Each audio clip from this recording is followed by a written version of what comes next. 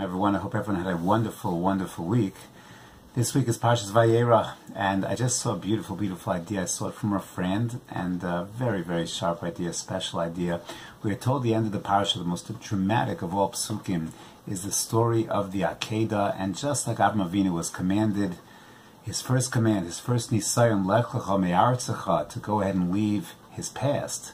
So now he's commanded, kachna es bincha es yichidcha, asher hafta es Yitzchak, to go ahead and give up, sacrifice his future. But what is interesting is the pasuk says, where Hashem gives him the command, Hashem says to him, kach na es bincha, please take your son. So that word na, why is Hashem asking please?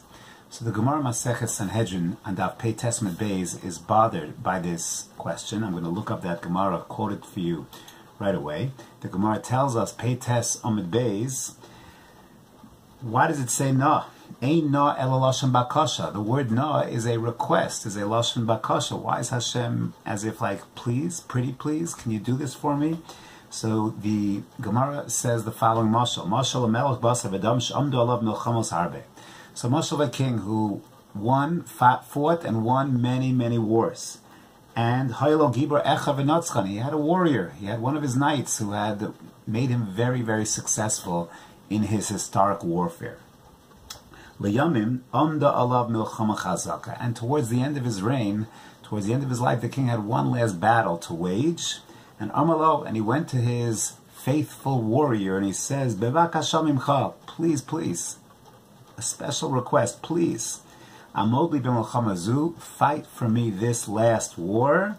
Shelo yomru, because if you don't, people are going to start to say, Rishonos ein bahem mamish, that the first wars that we won together, they weren't worth anything either. So therefore, fight for me this war, because this war will validate all the other wars. If we don't succeed in this war, then all the other wars are meaningless. I need to win this war in order to not only win this war, but validate all of the other wars. And the Gemara tells us, Afa Kadosh Baruch Hu, so to Hashem, Amar Avram, I gave you all these other tests, these 9 tests, but I need this one last test to go ahead and validate everything. That is the Gemara in Masechet Sanhedrin. The question is obvious. The question is very difficult. Why? This is an amazing test. The Akedah is an incredible test, but why is it so necessary that if this test is not achieved, if please Avram, if we don't do this, then all the other 9 nisyonos, the kivshana eish, lech lecha, all of that, they don't count. They're not worthwhile. There's something flawed in them. Why is that? That's the question. So the suggestion is made by Rav Schwab that perhaps the concern here was that if Avram passed these amazing, amazing tests, but he wasn't able to pass on that Mesorah, that legacy of Mesiras Nefesh, of commitment to the will of the Ribbono Shalom, of being an Eved Hashem par excellence, if he wasn't able to pass that on to Yitzchak, and it would have stopped with Avram, so then, you know what? Nice job, Avram, but what was it all worth? The key was that the legacy of Avraham would be faithfully passed to Yitzchak. And that's what Hashem needed. Those prior 9 nisyonos, if it's just going to stop with Avram, it's not going to now pass on to Yitzchak, there's something fundamentally missing, fundamentally flawed. So please, Avram, take this last nisayon, which is going to involve your son. And Yitzchak as well. The Chasam Sofer writes, quotes a medrash, that when Yitzchak was tied onto the Akedah, he requested of Avraham Avinu, Kafteni yofe yofe, tie me really tight because I'm nervous that maybe I'll tremble, I'll shake, and I will invalidate thereby. You'll twitch, you'll be nervous, and we'll passel the korban. I want this to be a pure and proper korban. Kafteni yofe yofe. So this was not just an nisayon of Avram, it was a nisayon of Yitzchak. And once Avram can go ahead and pass on this tremendous midah of being the Eved Hashem par excellence, of passing nisyonos, of taking that legacy and properly transmitted to Yitzchak Avinu, so at that point in time, then everything gets validated. And that was the message, that was the idea, that perhaps is what this Gemara, Sanhedrin Daf Pei Tes, is suggesting. It's interesting.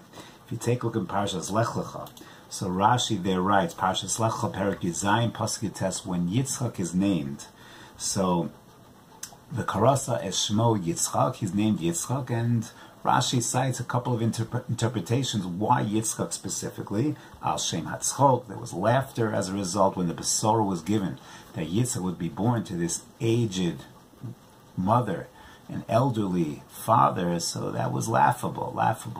But Rashi cites another medrash that the name Yitzchak, every letter of the name is something linked to something very big about Yitzchak and his birth. So, for example, the Kuf of Yitzchak 100, that's how old Avram was when Yitzchak was miraculously born. The Tzadi of Yitzchak, that's how old 90, that's how old Sarah was when Yitzchak was miraculously born. His birth was miraculous. The Ches is the 8 days, the 8th day that Yitzchak Avinu had his bris milah. Again, something unique and special about the first son that had a bris milah, b'yom hashmini, that was Yitzchak. So what's the Yud? So Rashi writes the Yud is Al Shem Yud Nisyonos. As a result of the Yud Nisyonos. So the question is, what does that have to do with Yitzchak? Yud Nisyonos are not Yitzchak, that's Avram. But perhaps the answer is this very idea, is that the last one of those Nisyonos was the Akedah, and that was the clinching Nisayon. That showed the world, that showed everyone that Avram was able to take this Midah and pass it on to Yitzchak. This was also Yitzchak's Nisayon, and it was the clinching Nisayon, it was the critical Nisayon for Avram that validated all of the others. And that's why, yes, it's part of Yitzchak's legacy as well, because he carried on that magnificent tradition of Avram Avinu.